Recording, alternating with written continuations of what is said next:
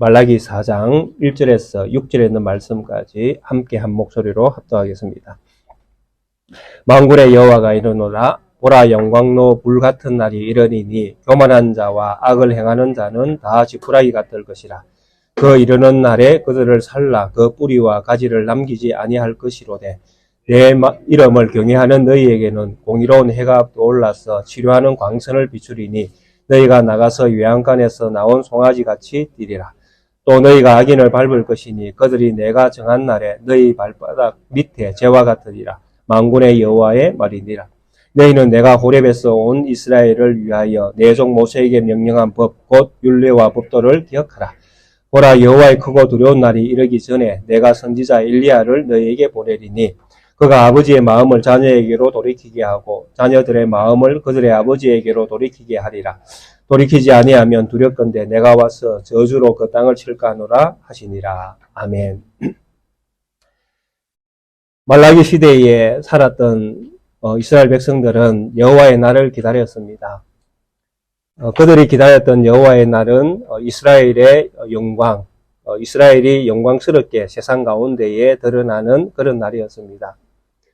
그래서 이스라엘이 세상 가운데에서 영광을 받게 되어지면 물론 그 영광이 이스라엘 백성들의 몫이 되어질 것입니다. 그리고 그들은 영원히 그 나라에서 잘 먹고 잘 살고 또 하나님 경외하는 어떤 그런 복된 세월을 그들은 영원토록 지속되는 나라에 속해 살게 되어질 것입니다. 그런데 정작 그런 나라를 꿈꿨던 그들에게 말라기를 통해서 하나님은 무서운 말씀을 하십니다. 여호와의 날, 너희들이 기다리고 기다리는 그 여호와의 날은 심판의 날이 될 것이다 라고 말씀을 하십니다. 그래서 이렇게 심판의 날이 되는 이유는 다른 곳에 있지 않았다라는 것입니다. 바로 이스라엘이 하나님을 버렸기 때문에 하나님께서 이스라엘이 기다리던 그 여호와의 날은 심판의 날이 될 것을 말씀하셨다라는 것입니다.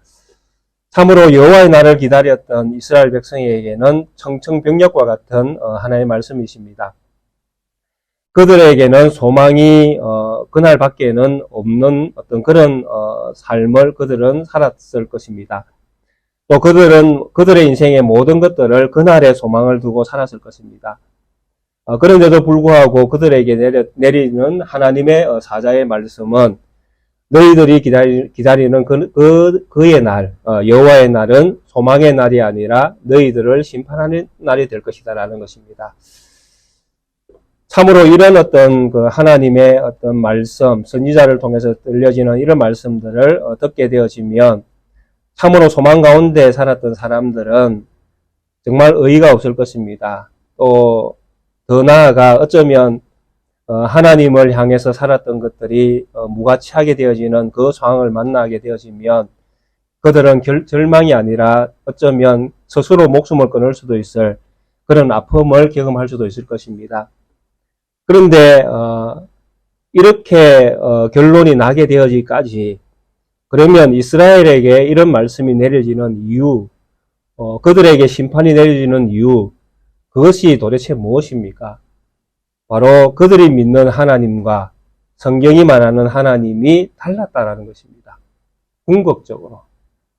이스라엘 백성이 기다리고 기다렸던 하나님과 또 하나님께서 선지자들과 말씀, 하나님께서 모세를 통해 주셨던 율법, 법례, 규례 이런 것들을 통해서 주셨던 말씀과 이스라엘 백성이 기다렸던 하나님이 일치하지 않았다라는 것입니다.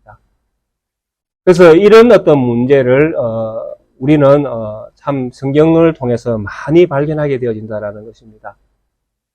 예수님 시대도 마찬가지입니다. 많은 사람들이 메시아를 기다렸고 그 메시아가 올 때에 그들에게는 새로운 소망의 길이 열릴 것을 그들은 기대했었습니다. 그런데 실제로 그들이 메시아가 왔을 때에 그들은 메시아를 배척했다라는 것입니다. 이유가 무엇입니까? 그들이 그렇게 기다렸던 메시아가 오셨는데도 불구하고 왜 그들이 기다렸던 메시아를 배척하고 핍박하고 심지어 십자가에 못 박혀 돌아가시는 그 일까지 그들이 왜 다 담당했을까요? 이유가 무엇입니까? 바로 그들이 기다렸던 메시아와 성경이 말씀하던 메시아가 달랐기 때문이다라는 것이죠. 오늘 우리는 어떻습니까? 우리가 하나님을 믿는 이유는 어디에 있습니까? 우리가 하나님을 찾고 예배하는 이런 어떤 모임을 가지는 이유가 어디에 있습니까? 그 이유와 성경이 말하는 하나님이 일치하십니까? 우리가 믿는 믿음도 이와 다를 수 있다라는 것입니다. 성경의 어떤 여러 부분들의 정언들을 살펴보면 충분히 우리가 믿는 하나님과 성경이 말씀하시는 하나님이 다를 수 있다라는 것입니다.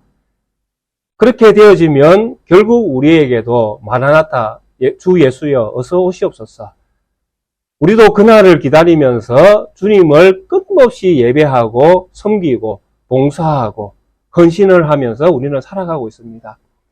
그런데 이 모든 것들이 그날의 결론이 우리에게 답이 이제 주어질 때에 네가 믿었던 하나님이 성경이 말하던 하나님이 아니었다라고 말씀하시면 우리는 어떻게 되어지겠습니까? 참으로 성경은 이런 여러 부분들을 우리에게 많이 말씀하고 있다는 것입니다. 그래서 우리는 하나님의 말씀을 잘 들어야 되고 또 성경이 말씀하시는 하나님을 잘 믿어야 된다는 것입니다. 그것이 말라기를 통해서만 보여주는 말씀이 아니라 성경 여러 곳에서 우리에게 성경은 이런 정언의 말씀들을 더해주고 있다는 것입니다. 그래서 말라기 시대에 살았던 이 말라기 시대의 사람들을, 이스라엘 백성들은 그들이 여호와의 날을 엄청나게 기다리고 있었지만은 이 말라기 선지자를 통해서 주신 하나님의 말씀은 그 날이 오면 많은 사람들이 심판을 당하게 될 것이다 라고 경고의 말씀을 던집니다. 그러면서 이 말씀 속에 또 어떤 또 반전이 있습니까? 바로 위로의 말씀도 있다라는 것입니다. 그러나 여호와를 경외하는 자에게는 여호와의 이름을 존중히 여기는 사람들에게는 그 사람들의 이름이 기억책에, 기념책에, 생명책에 기록되어져 있을 것이다 라고 말씀하십니다. 참으로 놀라운 말씀이시죠. 하나님이 기억하시는 사람이 따로 있다라는 것입니다.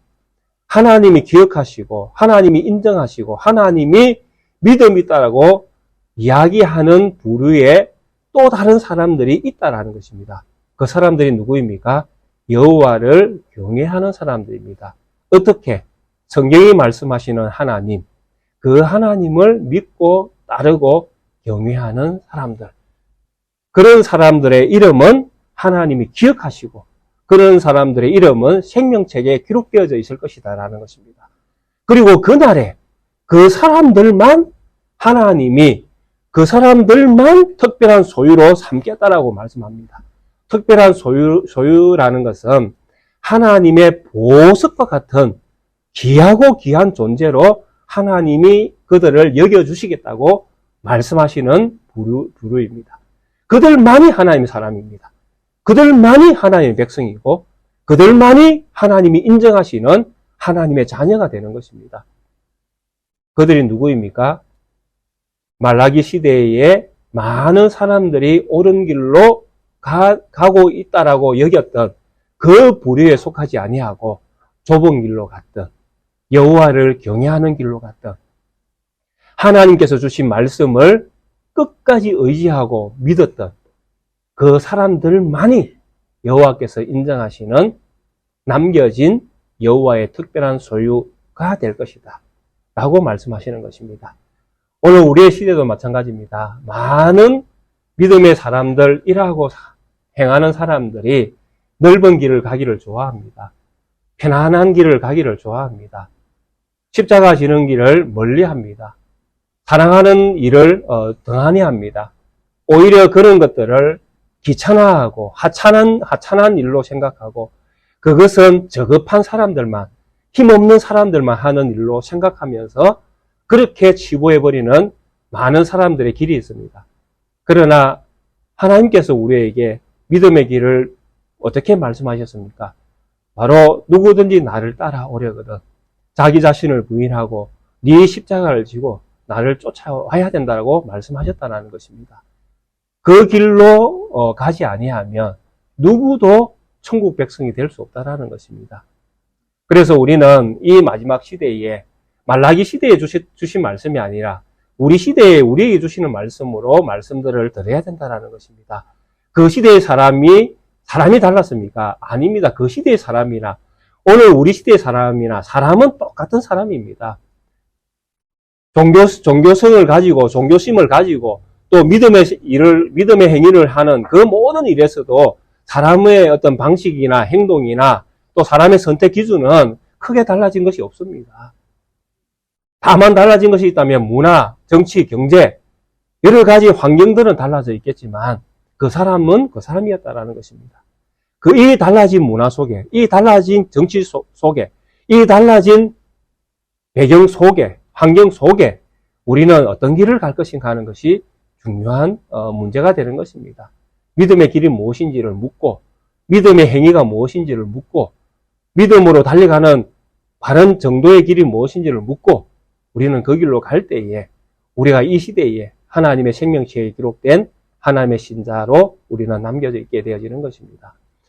그래서 이 말라기의 어떤 결론은 이런 여호와의 마지막 말씀으로 되어져 있습니다. 너희들이 기다리는 이 여호와의 날은 심판의 날이 될 것이다 라는 것이 이 마지막 말씀의 어떤 결론입니다. 너희들은 어떤 소망의 날을 기다리고 있지만 너희에게 소망이 아니라 심판으로 너희에게 주어질 것이다 라고 말씀합니다. 1절에 보십시오. 만군의 여호와가 이르노라.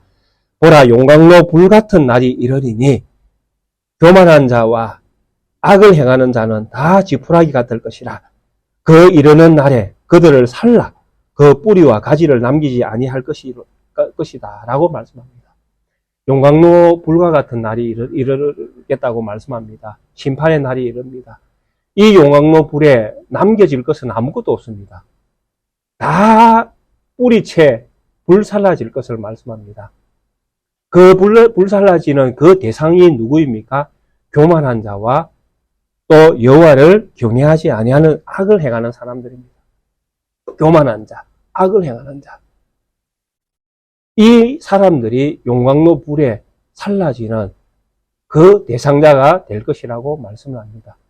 그런데 그들의 살라짐이 얼마나 철저하게 살라질 것인가, 없어질 것인가, 태워져 버릴 것인가를 뿌리와 가지를 남기지 아니할 것이라고 말씀합니다. 완전히 태워져 버린다고. 완전한 심판을 우리에게 말씀하시는 것입니다. 태워져서 살라지면 그나마 다행입니다. 존재가 없어지면 그나마 그 순간만 심판을 당하면 되지 않습니까? 그러나 하나님 믿지 않는 불신자에게 행하는 심판은 영원한 심판입니다. 한 번으로 끝나는 것이 아니라 영원히 지속되는 심판입니다. 그래서 무서운 것이잖아요. 한 번 죽으면 끝이면 다행이잖아요. 죽으면 끝인데 죽으면 말지. 이런 어떤 심정으로 우리가 믿음의 생활을 할 수도 있잖아요. 만약에 한 번이 끝이다 하면 사실 이 세상에서 잘 먹고 잘 살다 한 번 끝인데 멋지게 잘 먹고 잘 살다가 한 번 탁 죽으면 끝인데 이렇게 하고 우리가 작정하고 나쁜 행위를 하면서 살 수도 있잖아요. 그런데 하나님께서 불신자에게 행하는 그 심판은 한 번으로 끝이 아니잖아요. 영원한 심판의 끝이 없는 무적행, 끝이 없는 바닥이잖아요. 그래서 무서운 것이라는 것입니다. 하나의 심판은 이렇게 불신자에게 하나님을 경외하지 않는 자, 교만한 자, 악을 행하는 자에게 행합니다. 그래서 이런 부분들을 성경에서 만나게 되어질 때에 우리가 성경에서 대하는 이런 언어들을 윤리 도덕적인 어떤 언어로 들으시면 안 됩니다. 교만이다라는 이런 단어라든지 악을 행한다라는 이런 단어들을 만나게 되어질 때에 무엇이 악이고 무엇이 교만인지를 우리는 성경을 가지고 물어야 된다라는 이야기입니다. 세상적인 것을 이야기하며 교만하는 사람들, 어떤 사람을 교만하다 이야기합니까? 버릇 없이, 위아래 없이, 지가 잘난 것처럼, 모든 것은 자기 마음대로. 그죠? 내 앞에 내 위는 없다. 이런 사람들을 교만한 사람이라 하지 않습니까? 그죠? 근데 성경은 어떤 사람을 교만하다고 하겠습니까? 성경이 말하는 교만한 사람은 하나님을 경외하지 않는, 무시하는, 하나님을 무시하는. 오늘 그 말라기 성경에도 나왔죠. 3장에도 나왔지 않습니까? 우리가 무슨 말로 하나님을 대적했습니까? 우리가 무슨 완악한 말로 하나님을 대적하고 우리가 무슨 말로 주를 대적했습니까? 이렇게 묻지 않습니까? 그러니까 답이 하나님을 섬기는 것이 헛되고 만군의 여호와 앞에서 그 명령을 지키는 것이 슬프고, 그죠?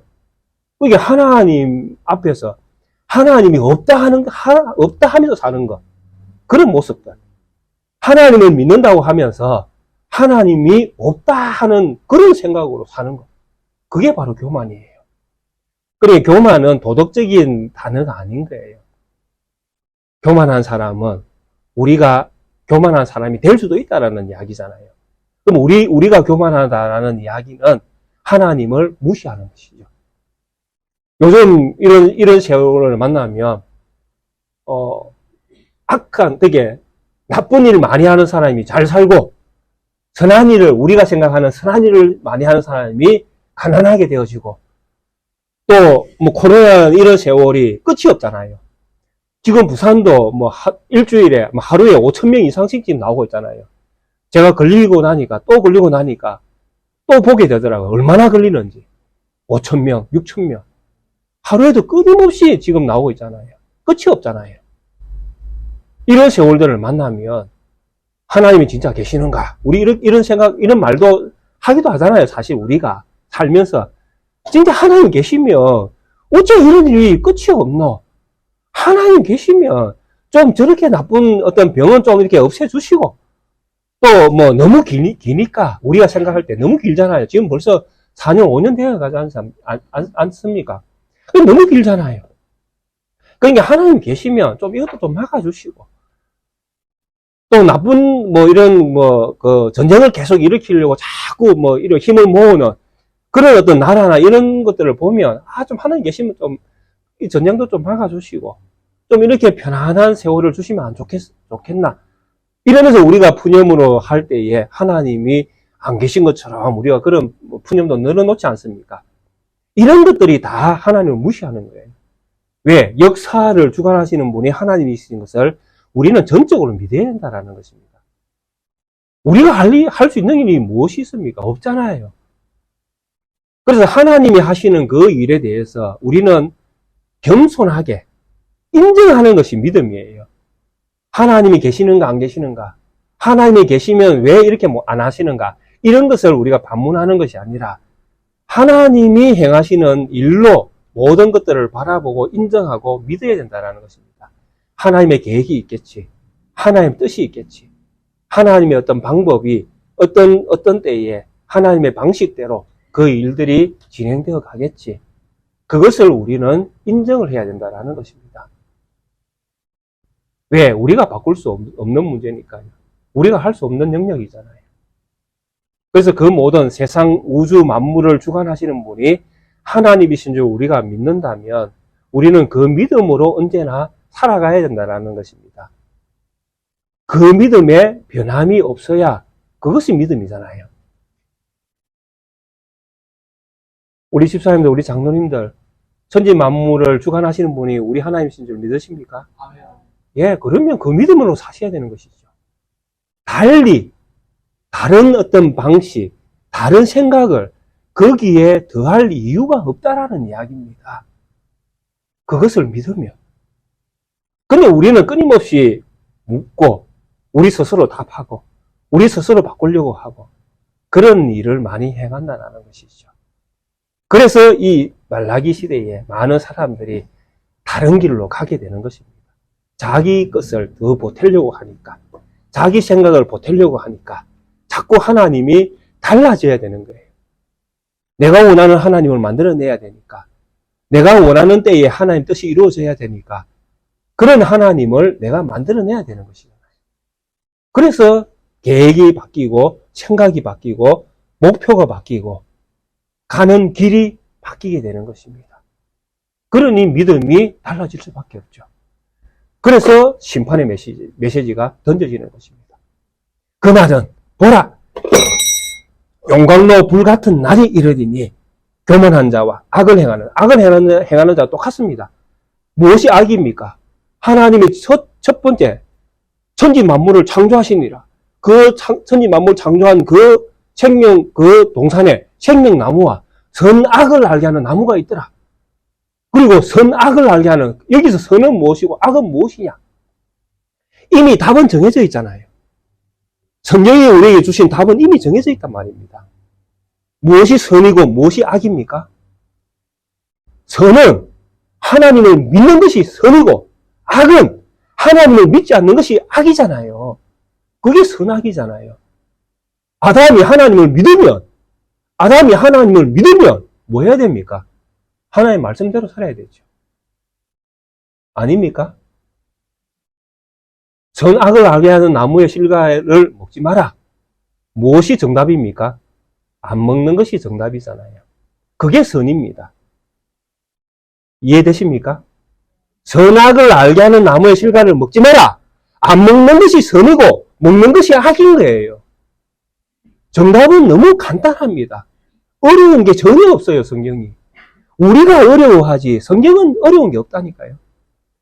근데 아담이 선악을 알게 하는 나무의 실과를 먹었습니까? 안 먹었습니까? 먹었습니다. 그러면 이게 무엇이 되는 거예요? 악이 되는 거예요. 그래서 악이 우리에게 들어온 거잖아요. 악은 무엇입니까? 하나님의 말씀을 믿지 않는 것. 아주 간단해요.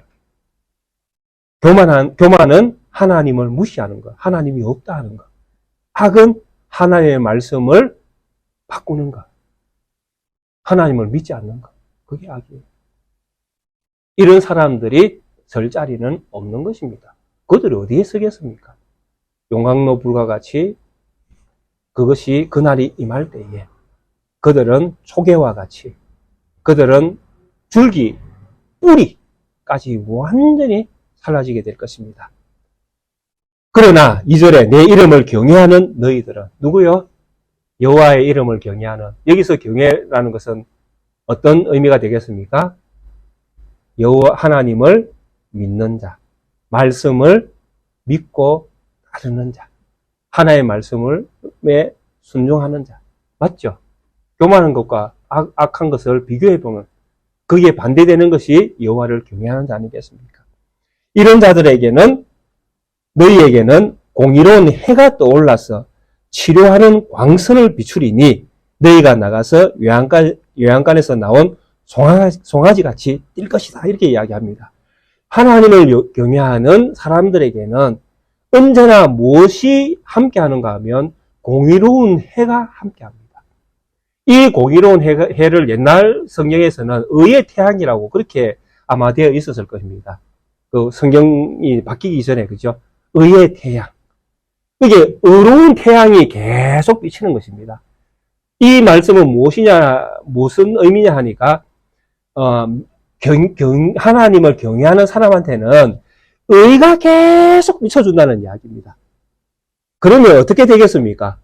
하나님을 경외하는 사람에게 의만 계속 비춰주면 그 사람이 어디 가겠습니까? 갈 데가 없습니다. 그 사람은 가고 싶어도 못 가요. 다른 데 가고 싶어도 못 간다니까요. 왜? 계속 의만 비춰주니까요. 그러니까 이 사람이 보는 것은 뭐만 봅니까? 의만 보는 거예요. 의만. 계속 의의 태양을 비추니까. 의로운 광선이 계속 비춰주니까. 의는 누가 의입니까? 하나님이죠. 하나님만 의잖아요. 그러니까 하나님이 계속 그 사람을 이끌어 간다는 이야기입니다. 끊임없이 여호와를 경외할 수밖에 없게 만든다는 이야기입니다. 오늘 하나님을 믿는 우리 모두에게는 이런 하나님의 인도하심이 있습니다. 믿으십시오. 예, 의의 태양이신 하나님이 우리 성도님들을 끝까지 이끌어 가실 것입니다. 우리가 이미 보았던 성경에서도 이 말씀을 우리에게 확정적으로 해 주었습니다. 요한계시록 22장 5절에 보면 이미 우리에게 이 말씀이 주어져 있습니다. 이미 우리가 다 봤습니다. 22장 5절에 보면 다시 밤이 없겠고 등불과 햇빛이 쓸데없으리니 이는 주 하나님이 그들에게 비치심이라. 그들이 세세토록 왕노릇하리로다. 누가 그들을 비춰주십니까? 주 하나님이 그들에게 비치심이라. 그래서 밤 등불이 필요 없게 되어질 것이다. 왜? 어두움 자체가 없으니까요. 그래서 의의 태양이신 하나님이 끊임없이 믿는 자에게는 의를 비추신다라는 것입니다. 그래서 오늘날 우리가 하나님의 말씀을 듣게 되어지고 믿게 되어지는 것이 얼마나 하나님의 크신 사랑인가를 우리가 아셔야 된다는 이야기입니다.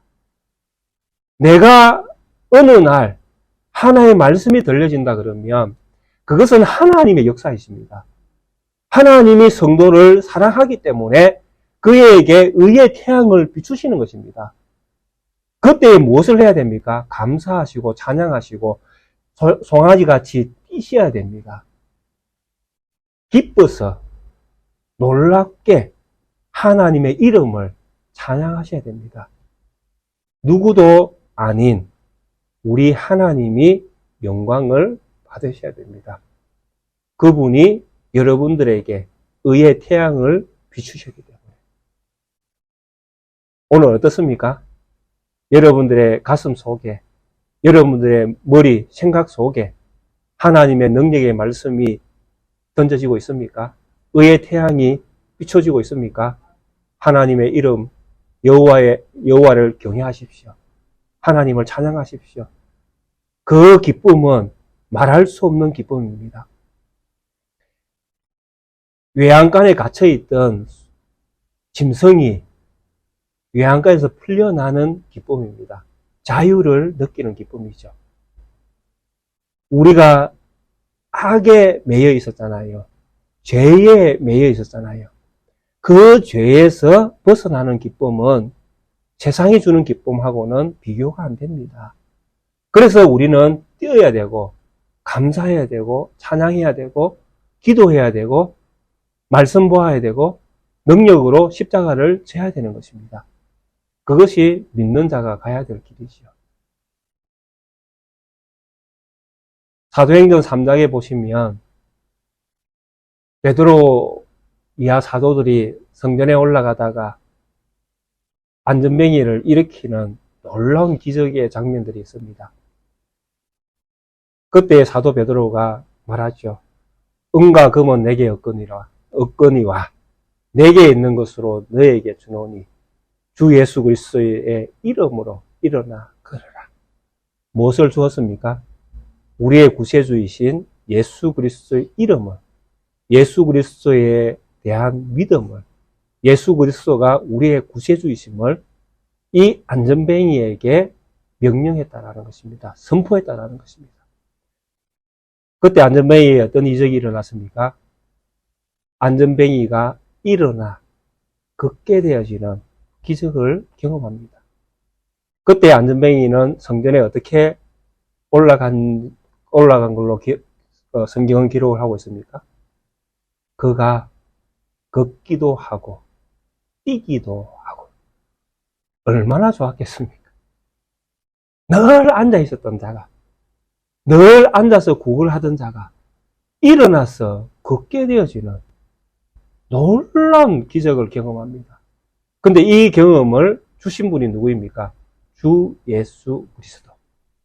우리의 구세주이신 예수 그리스도가 너를 일으키시느니라. 여기에서 안전뱅이가 일어나는 것은 무엇을 주신 것입니까? 자유를, 해방을 주신 것입니다. 죄에서 놓였다라는 것을 가시적으로, 눈으로 보게 하시는 것입니다. 그가 그냥 안전뱅이에서 일어난 것이 아니라 그가 죄인에게서 의인으로 하나님이 바꾸어 주셨다는 이야기입니다. 하나님이 죄인이었던 안전뱅이를 하나님의 자녀로 귀중한 특별한 소유로 보석과 같은 하나님의 가장 귀한 하나님의 자녀로 그를 받아들였다는 이야기입니다. 그때의 그 기쁨입니다.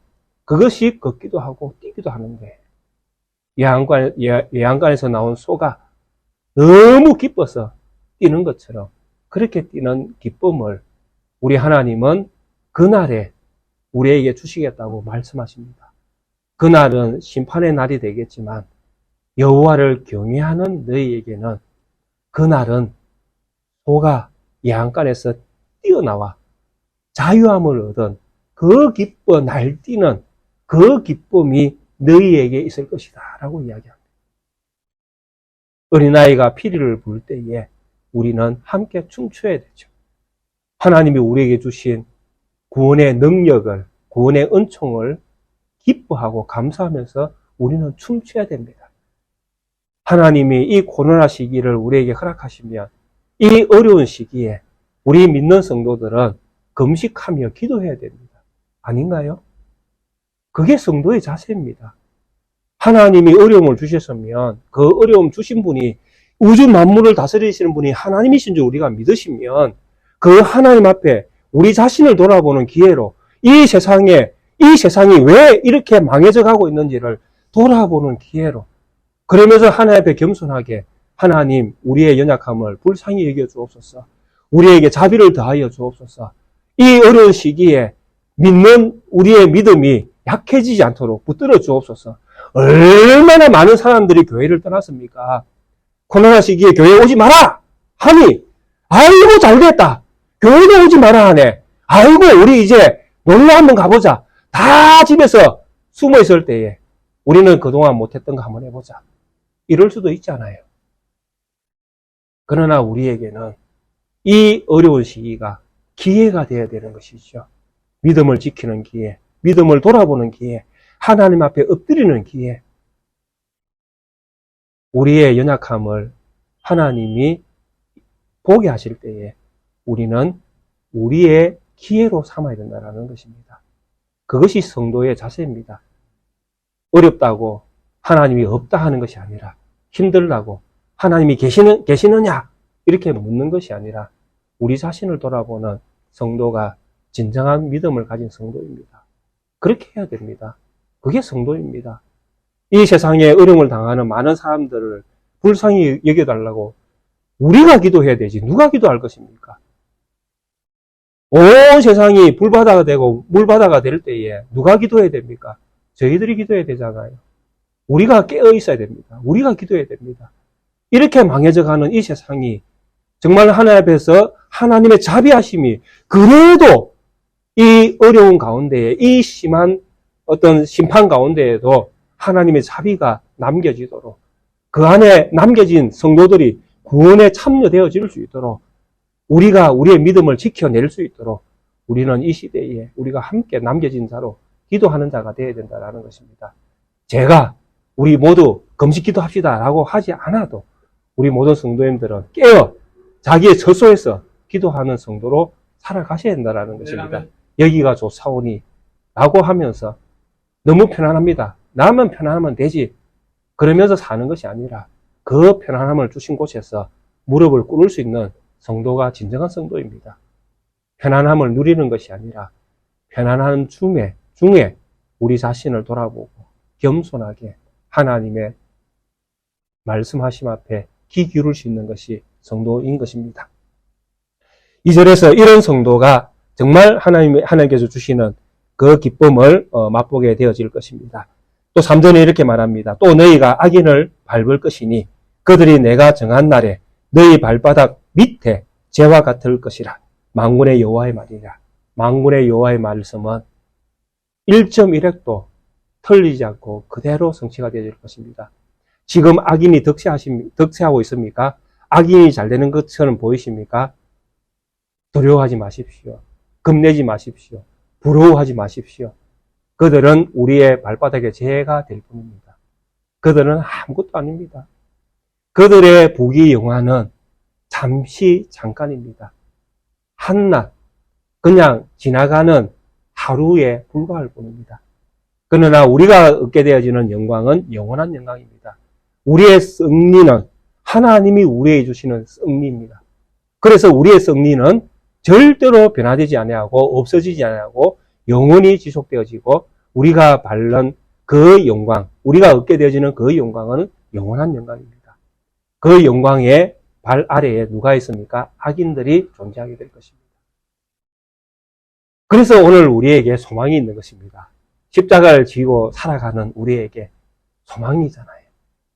이런 영광스러움을 하나님이 우리에게 주셨다고 말씀하시니까, 이미 주셨다고 말씀하시니까, 왜? 그날은 이미 왔잖아요. 언제? 말라기가 말하는 그날은 예수 그리스도가 오시는 날이었거든요. 예수 그리스도 이 땅에 등장하는 날이 말라기가 말하는 그날이었단 말입니다. 종말의 끝, 그날. 많은 선지자들이 이야기했던 그날, 여호와의 날은 예수 그리스도가 오시는 날이었습니다.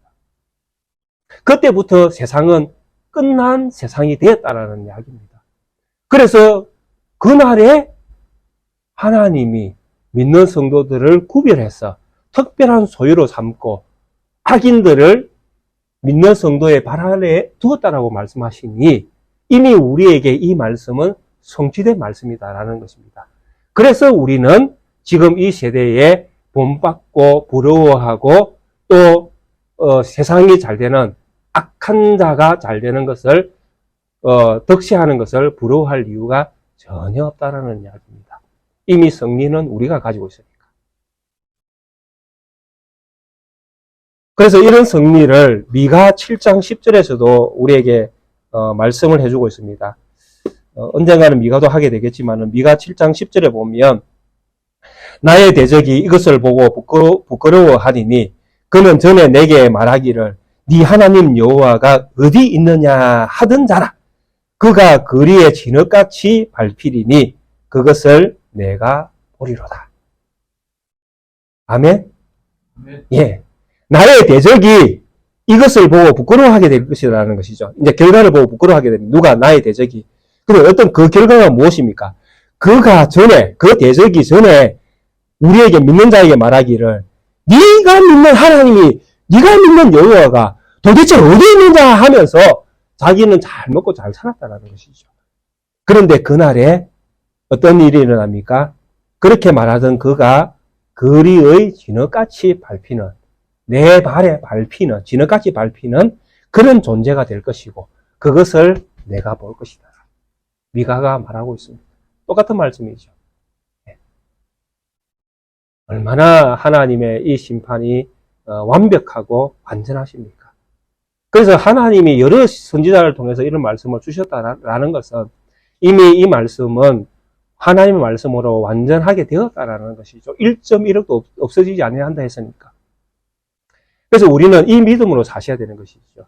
악인의 득세를 두려워하거나 부러워하지 말고 우리의 승리를 기뻐하고 감사하고 찬양하고 외양간에서 나온 소와 같이 뛰면서 오히려 우리가 승리자인 것처럼 살아야 된다는 것입니다. 기뻐하고 감사하고 찬양하고 무엇을 해도 우리의 입에서는 여호와 하나님 할렐루야 이렇게 나와야 된다는 것이죠.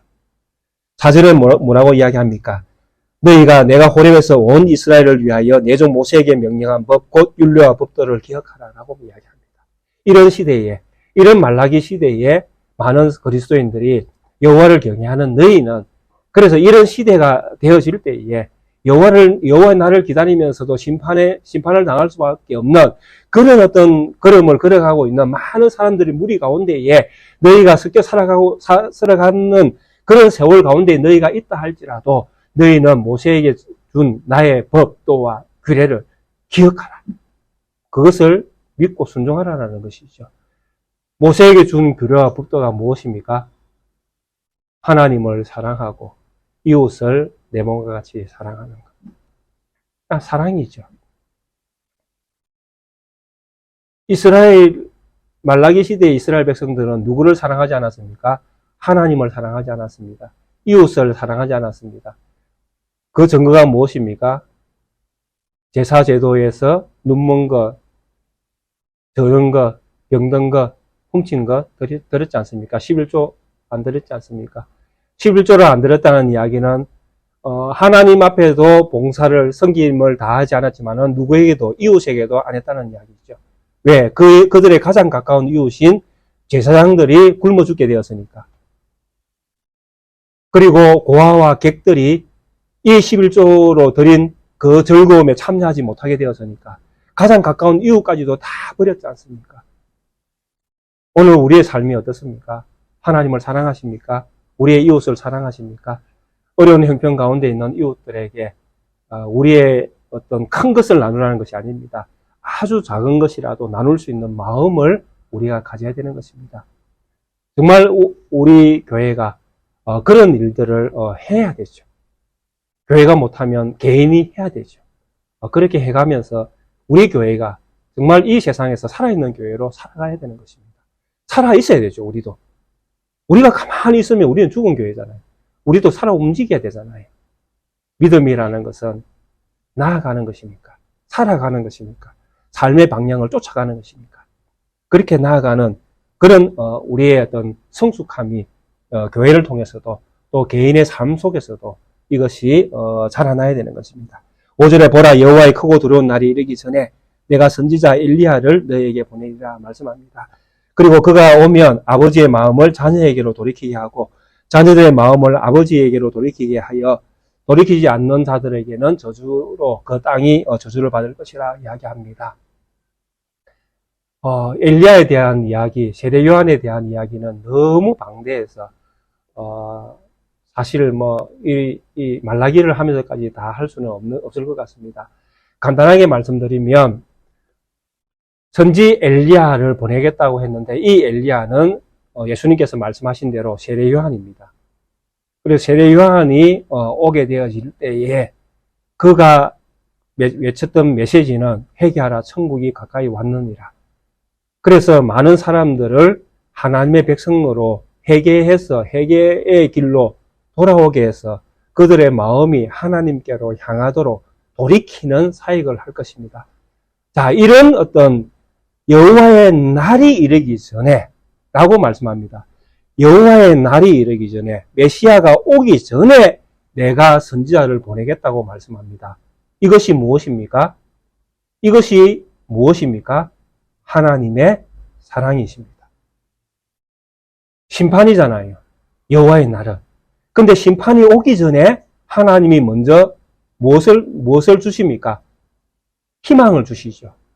선지자를 보내어서 그로 하여금 아버지에게로 돌아올 수 있는 기회를 제공하고 계십니다. 이것이 하나님의 사랑입니다. 마태복음, 누가복음, 요한복음, 세례 요한이 등장할 때 하나님의 사랑을 거기에서 우리는 읽어야 됩니다. 하나님이 얼마나 그 백성들을 사랑하시는지. 그들을 사랑하는 이유가 정말 말도 안 됩니다. 하나님이 선지자 엘리야를 보내서 세례 요한을 보내서 그들을 사랑하는 이유가 전혀 말 같지 않은 이유입니다. 아버지의 마음을 아들에게로 돌리게 하고 아들의 마음을 아버지에게로 돌리게 합니다. 잘 생각해 보십시오. 이스라엘 백성들 가운데에 존중받아야 될 사람들이 있습니다. 그 첫째가 아버지요.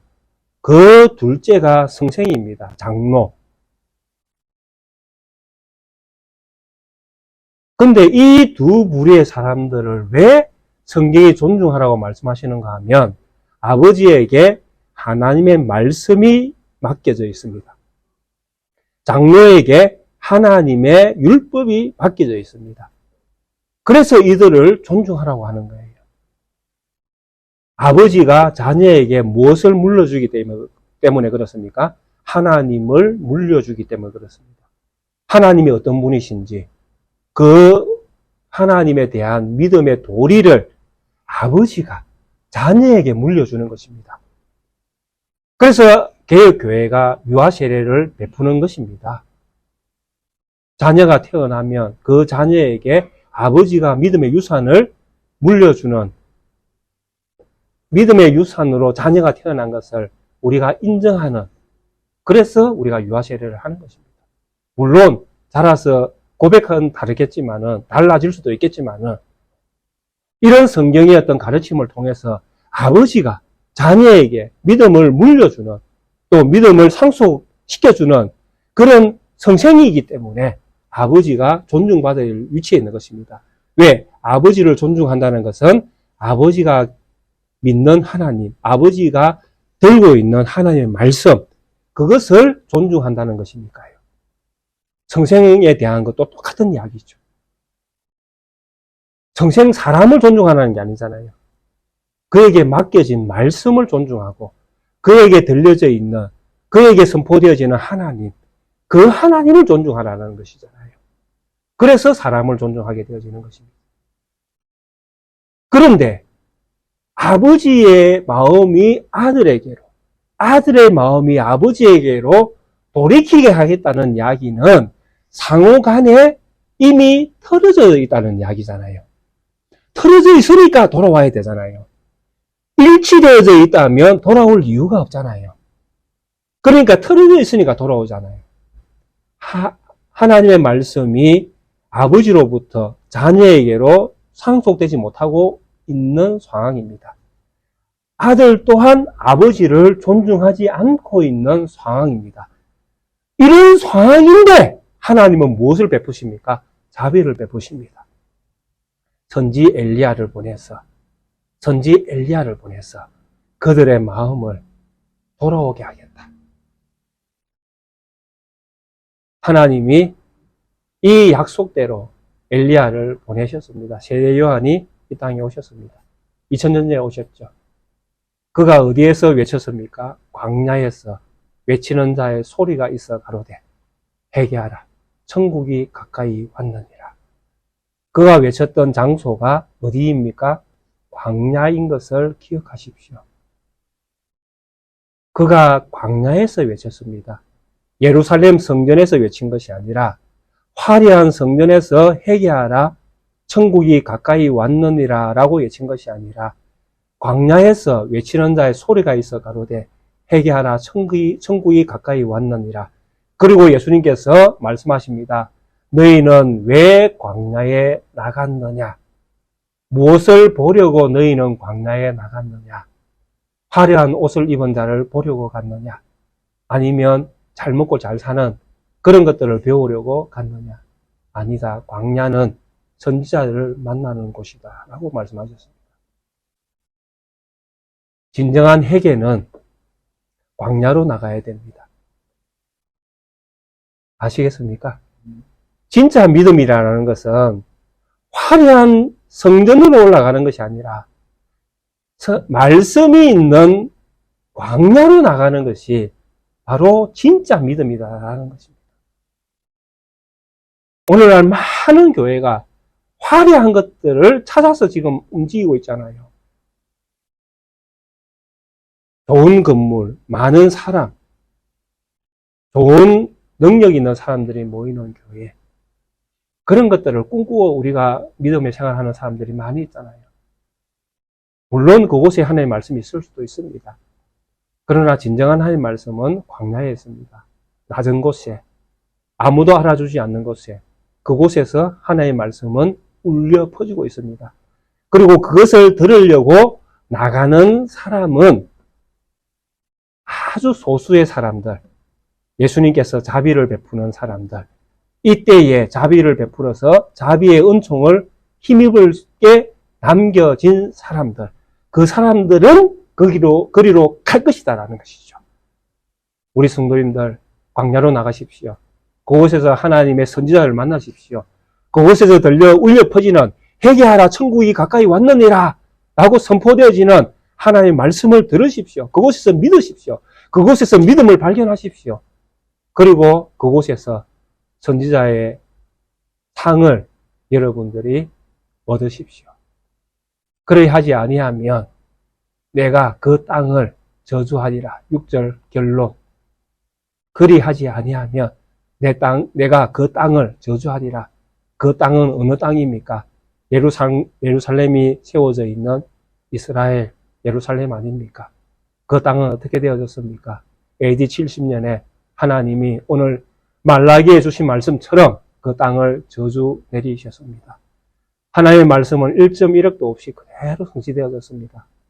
말라기 시대에 AD BC 4세기경에 이 말씀이 기록되어졌다고 할지라도 AD 70년, 470년이 지난 세월 이후에 이스라엘 그 땅은 하나님을 밀어내고 예수 그리스도를 십자가에 못 박고 스데반 집사를 성전에서 쫓아내고 성전 바깥에서 죽여버리고 그래서 성전이 의인이 없는 것을 선포하고 이 성전은 죄인들의 성전이다 라고 선포되어질 때에 로마 병정들에 의해서 이스라엘은 망하는, 저주받는 결론으로 그 땅은 심판을 받았습니다.